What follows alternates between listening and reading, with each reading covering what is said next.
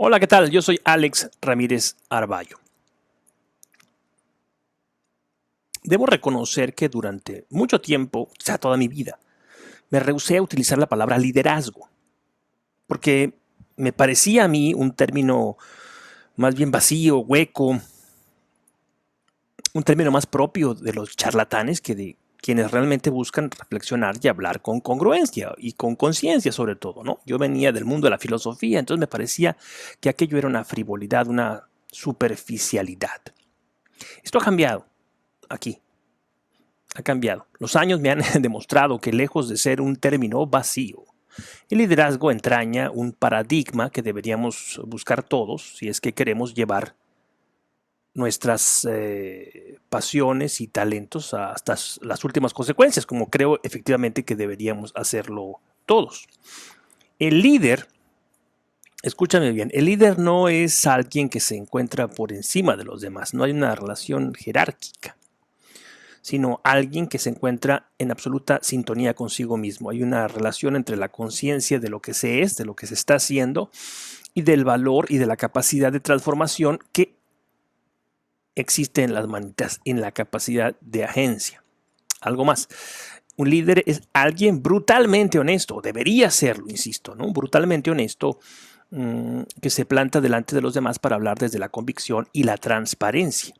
Es en vano querer fingir que uno es, ya medio frío, que uno es el que no es. ¿Y saben por qué? Porque eso se nota inmediatamente, por más buen actor que sea una persona. Por eso es por lo que es importante no engañarnos, muchachos. Contarnos todo tal como fue o como creemos que fue. Algo más, ¿eh? Es importante preguntarles a los demás constantemente por nosotros. De esta manera, los demás se convierten en una especie de espejo que nos están dando una retroalimentación que es muy efectiva y escasamente lo hacemos. Es un altísimo deber el de ser transparentes. Y esto no quiere decir que uno tenga que ser majadero, porque hay una confusión. De pronto la gente cree que ser honesto significa insultar a la gente. Y no, uno tiene que ser honesto, pero también prudente. Cuando hablo de honestidad es a echarnos un clavado a nuestro mundo interior, echarnos realmente un clavado para dedicarnos a tiempo completo, ¿no? A nosotros mismos, a conocernos a nosotros mismos y de ese conocimiento, perdón, derivar un discurso que sea congruente, que no es monolítico, ¿no? Porque no es dogma, sino sería un dogma ideológico, ¿no? La gente que cree que hay una receta que soluciona todos los problemas del mundo. Ese no es el caso. Yo estoy hablando de conocernos a nosotros mismos y de poner sobre la mesa aquello que nosotros somos o aquello que nosotros vamos siendo. Y escuchar, como he dicho, a los demás, porque los demás nos van a rectificar también. De pronto nos van a sacar de algún error, ¿no? Hay un ejercicio que hice en una clase que yo tomé en la maestría de negocios y que fue un ejercicio muy simple que consistía en preguntarles a los demás sobre ti mismo. Era un cuestionario, un cuestionario bastante bien organizado por creo que es la facultad o la escuela de psicología de la Universidad de Michigan en Ann Arbor. Entonces, tú vas preguntándoles a los demás y después tú te reúnes toda esta información.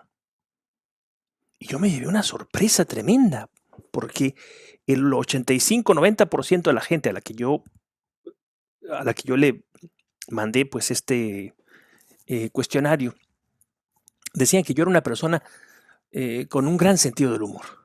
Eso fue lo primero que les llamaba la atención. Y a mí aquello me parecía raro, ¿no? Si hubiera tenido que apostar, jamás hubiera dicho esto, ¿no?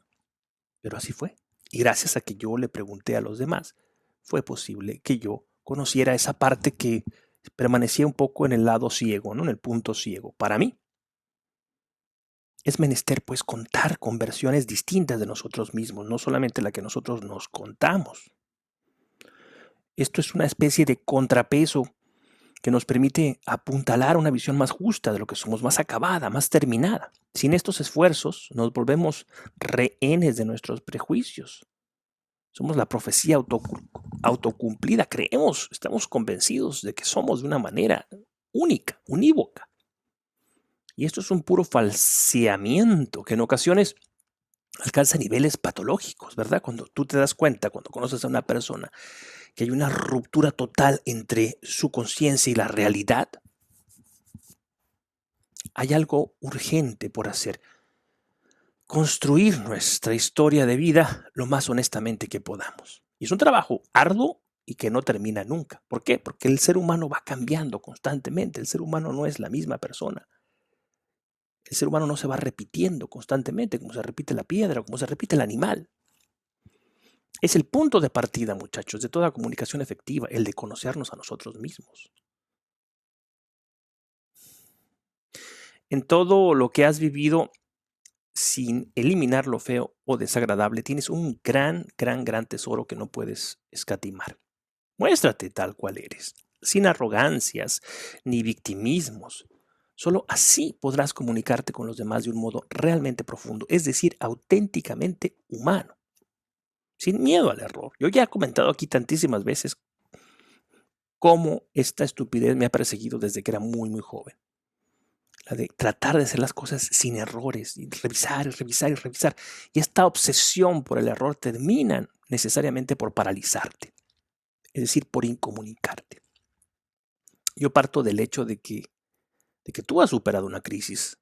Estamos hablando, ya vamos como por ahí por el capítulo 18. Empezamos en una crisis de mediana edad, una crisis, una confusión, pues, respecto a tu función en el mundo. A la mitad de tu vida o en la mitad de tu vida te has descubierto perdida, perdido, atrapado en un mar de confusiones y sin saber qué hacer para buscar la salida de todo ese enredo, ¿no? Has perdido el hilo de la madeja. Y de pronto el sentido que tenía tu vida se ha diluido como un Alka-Seltzer en el agua, ¿no? Pero lo has conseguido. Si estás aquí es que lo has conseguido, has comprendido que era necesario vencer inercias del pasado, probar de nuevo la libertad que eres, reaccionar de cara a lo incierto, con la verdad interior que ha sido, que siempre ha estado ahí. Reconocimiento del ser como posibilidad constante. Eso me gusta. Eliminación de la culpa y descubrimiento entusiasta del porvenir. Y eso me gusta todavía más porque implica una promesa. Hay cosas por hacer y tú y yo podemos hacerlas. Yo de entrada estoy aquí parado poniendo la jeta, hablando, firmando lo que estoy diciendo, ¿no? Con todo esto tú has creado una historia de conocimiento y lucha que no puede mantenerse en un cajón. Recuerda que una historia de vida es más que un relato para entretener, es también una pedagogía que aguarda la posibilidad de ayudar a otras personas para que solucionen sus propias crisis, para que encuentren pues una posible respuesta que por ahí no encuentran. No olvidemos, muchachos, que los seres humanos aprendemos por analogía, por ejemplo, ¿no? Por eso los libros tienen un ejemplo. Yo recuerdo en las clases de matemáticas un ejemplo. Ese ejemplo es un modelo o un paradigma y nosotros nos analogamos, nosotros empezamos a imitar. Eso es el modelo aristotélico y es el modelo de los talleres renacentistas, donde hay un gran maestro que tiene discípulos y los discípulos van analogándose al maestro, van acercándose al maestro. Esto es la analogía, aproximar esto con aquello, lo mío con lo tuyo. ¿Para qué? Bueno, pues para sacar en claro algo por comparación y contraste. Así funciona la mente. Aristóteles lo entendió perfectamente. Este es el poder que tienen los testimonios, por eso nos gustan tanto. Por eso la gente que se dedica al YouTube y estas cosas siempre busca testimonios, porque saben que tienen jalón, ¿no? Audiencia. Tú has superado una crisis y si no eres un tonto, como creo que no lo eres, te habrás cuidado de anotar bien todo lo que ha sucedido para evitar volver a caer en las mismas trampas del camino. Una crisis es, como dice el lugar común, un guiño de la oportunidad. Y sí, vaya que lo es. Pero también puede ser una anécdota, ¿eh? Una anécdota sin más, si es que no la has asumido con una actitud despierta, si la dejas pasar. No es exagerado decir que una crisis es una lección que la vida nos ofrece. Así que Si todavía te encuentras atravesándola, si todavía estás un poco confundido, procura poner atención y sobre todo tomar nota. Procura tomar nota. Ya les he enseñado mi cuadernito, mi libreta aquí un montón de veces. Hay que estar capturándolo todo. No podemos dejar que se nos escape como el agua entre los dedos. ¿De qué estaba hablando? Claro que sí. Estaba hablando de liderazgo. Así empecé el discurso de hoy. Pues bien, un líder es quien es plenamente consciente de su vida y por tal motivo puede presentarla a modo de narrativa o relato, una narrativa que cuenta la historia de una vida que es imperfecta, como todas lo son. Al mismo tiempo, un líder es un sobreviviente, ha superado una crisis fundamental en su existencia, o como me gusta a mí decirlo, ha bajado al infierno y ha regresado con la cabeza y el corazón en su sitio. Además, el líder es un protector. No estoy hablando de paternalismo, no, es una cosa muy distinta. Si hay algo que nos preocupa cuando nos encontramos atravesando una crisis es pues las posibles repercusiones que ésta tendrá en los que nos rodean, por ejemplo, en nuestra familia, en nuestros hijos sobre todo, ¿no? Quienes los tenemos. Quienes, quienes tenemos este privilegio, el de la paternidad, no perdemos de vista ni por un momento que sobre nuestras espaldas, bueno, no todos, pero la mayoría, ¿no? Llevamos un peso terrible y al mismo tiempo un peso luminoso, muy dichoso.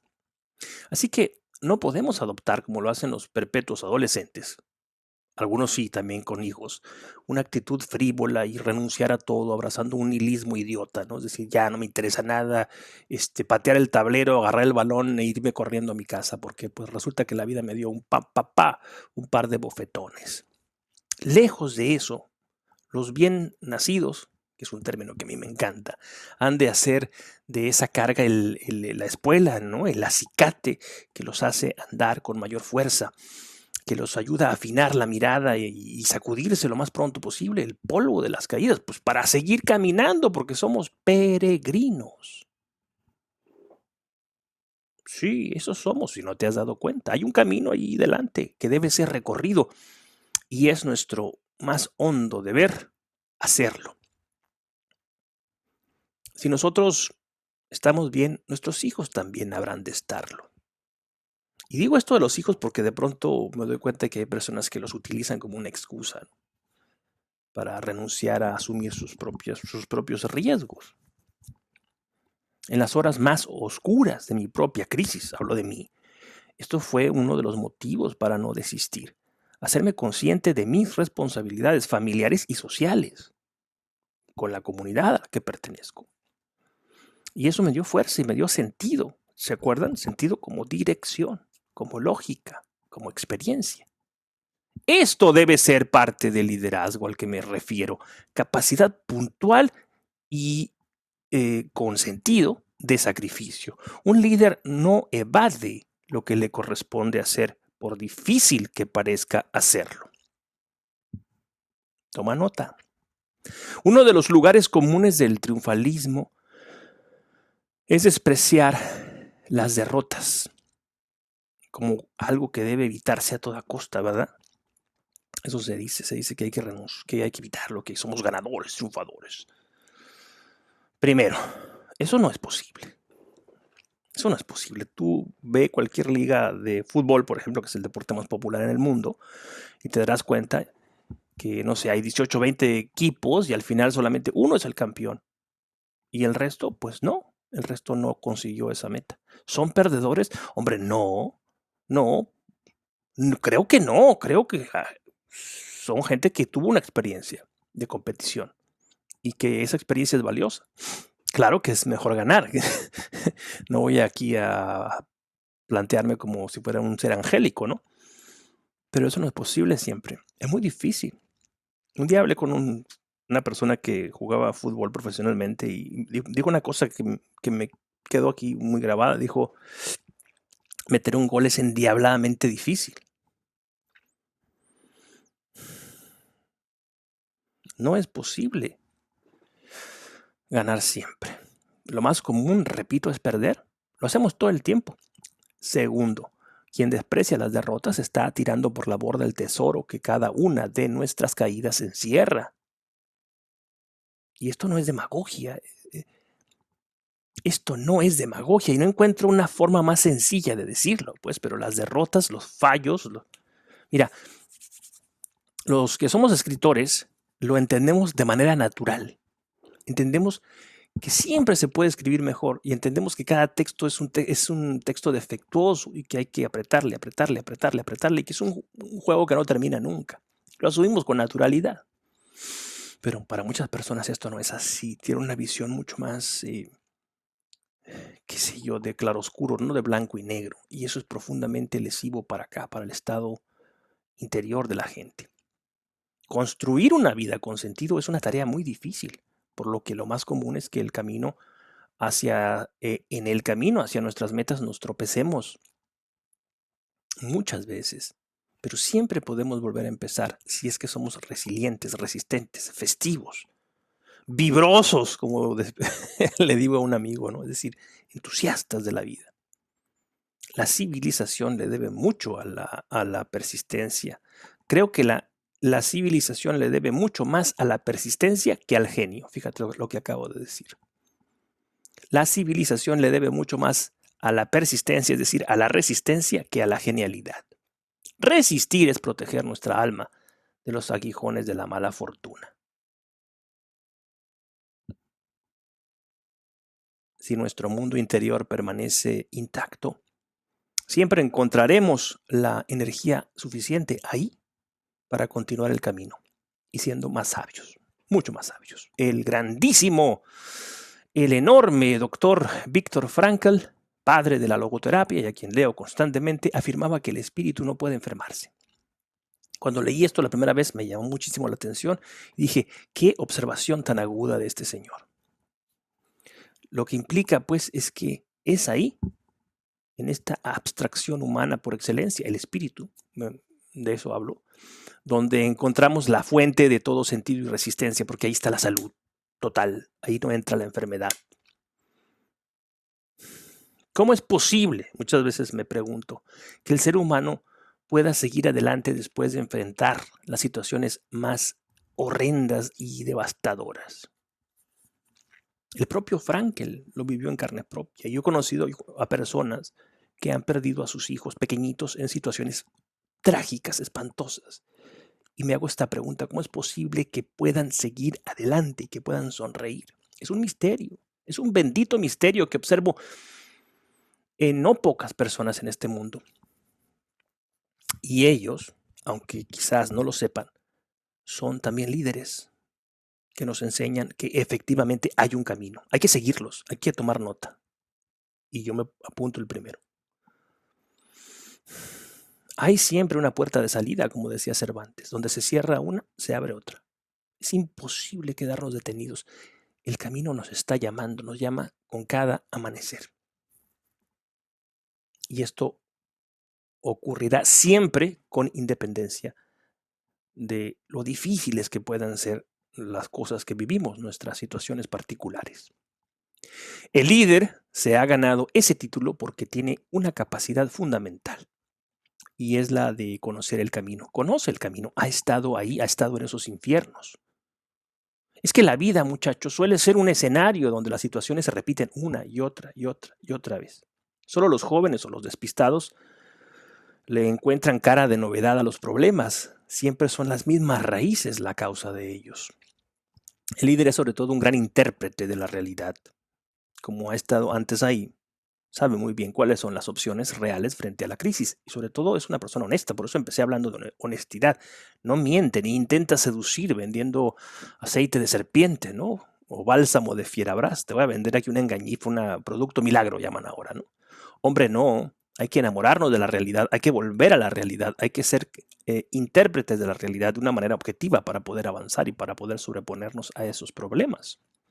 Este líder del que voy hablando tiene en su caja de herramientas una serie de alternativas que pueden desentrampar. Existe esa palabra. Desentrampar, es decir, desanudar la situación, ¿no? E indicarnos hacia dónde debemos movernos. Y es que el liderazgo es esencialmente práctico, no es de acá. El líder ha de infundir fe, pero no porque sea una encarnación mesiánica. tanto como por el hecho de que es un experto, alguien con habilidades concretas de solución de problemas. Eso es un líder. Es necesario, muchachos, y hoy más que nunca, desdramatizar la vida, volverla cercana a nosotros, incrementando nuestro poder de influencia y reduciendo los determinismos fatalistas que heredamos de nuestros padres y de los que ya hablé en su momento. Eso de decir, es que eso ha sido así toda la vida. Eso ha sido así toda la vida. Eso pasaba desde hace mucho. Mentira. Mienten.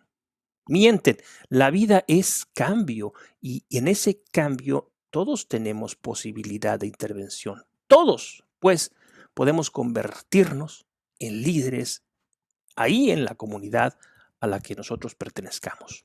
Incluso si se trata de una comunidad virtual como esta. Esa es la idea. Bueno, no te agobio más. Nos vemos en la próxima ocasión. Hasta pronto.